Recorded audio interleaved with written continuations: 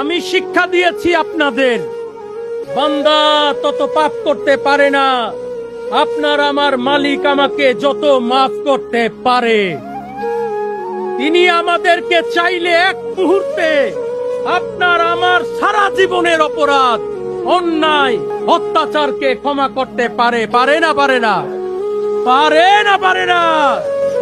তাই মাফ চান, ক্ষমা চান, মালিকের কাছে মাফ চান। এটাই মোহাম্মদ ইসলাম। অবনত শিরে মালিকের কাছে ক্ষমা চাওয়ার নাম মোহাম্মদ ইসলাম। জগৎ থেকে এই ক্ষমা চাওয়া হারিয়ে গেছে, জগৎ থেকে মাফ চাওয়া হারিয়ে গেছে।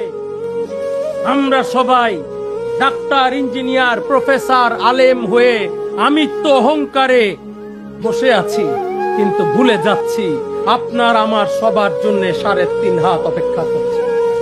ওই দিন জিজ্ঞাসা করা হবে না তুমি ডাক্তার ছিলা কিনা, জানতে চাওয়া হবে না তুমি প্রফেসর ছিলা কিনা, জানতে চাওয়া হবে না তুমি আলেম ছিলা কিনা, জানতে চাওয়া হবে না তুমি শিক্ষক ছিলা কিনা, জানতে চাওয়া হবে তুমি সন্তুষ্টি অর্জন করেছো না করো নাই।